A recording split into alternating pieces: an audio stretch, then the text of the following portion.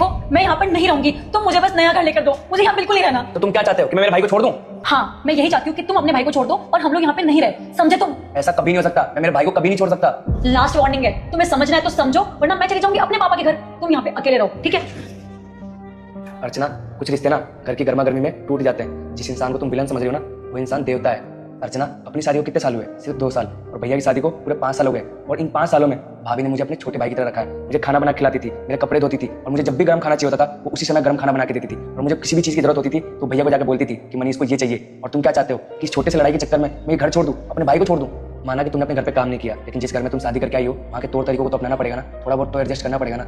और देखो, तुम्हारी मम्मी भी तो तुम्हारे घर में शादी करके आई थी ना, अगर वो चाहती तो वो भी भाग सकती थी, लेकिन नहीं, उन्होंने अपने आप को उस घर के अकॉर्डिंग एडजस्ट किया। जैसे कि वो तुम्हारा अपना घर है, वैसे ही ये भी तो तुम्हारा अपना घर है ना। फर्क सिर्फ इतना है कि तुम भाभी को अपनी बड़ी बहन नहीं मानती। अगर तुम भाभी को अपनी बड़ी बहन मानो तो इतना सब होगा ही नहीं। तुम एक बार बड़ी भाभी को अपनी बहन बना के तो देखो, इस घर को अपना के तो देखो, सब कुछ अपने आप सही हो जाएगा। और राधिका, अगर तुम्हें थोड़ा सा घर का काम ज़्यादा करना पड़ता है तो कर लो। अगर तुम दोनों से फिर भी काम नहीं हो रहा है तो मैं घर पे मेड लगवा दूंगा। और अगर तुम दोनों से घर का खाना भी नहीं बनता है तो मैं उसके लिए भी कुक लगवा दूंगा। और मैं ये कभी भी नहीं चाहता हूँ कि इस घर में झगड़ा हो, और मैं तो हमेशा यही चाहता हूँ कि हम सब खुश रहें और खुशहाली से ज़िंदगी बिताएं। अब जाओ और उसे गले लगाओ और उससे माफ़ी मांगो। मैं माफ़ी मांगू? मैं नहीं मांग रही कोई माफ़ी। राधिका, पहल तुम्हें करनी पड़ेगी, प्लीज़ उससे माफ़ी मांगो। चलो आ जाओ, चलो चलो चलो। अर्चना, आई एम सॉरी हाथ उठाने के लिए। मुझे तुम्हारे ऊपर ऐसे हाथ नहीं उठाना चाहिए था। वो क्या है ना, तुमने मुझे उल्टा जवाब दिया तो मैं खुद पे कंट्रोल नहीं कर पाई और मेरा हाथ उठ गया।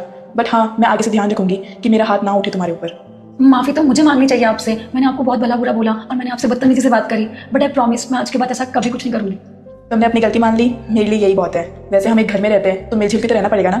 आगे देखने से पहले इस गरीब माँ के लिए कौन लाइक और चैनल को सब्सक्राइब करेगा और कमेंट में माँ लिखकर जरूर जाना। हाँ, आप बिल्कुल सही कह रहे हो, बट आई प्रॉमिस मैं आगे से कभी ऐसा कुछ नहीं करूंगी।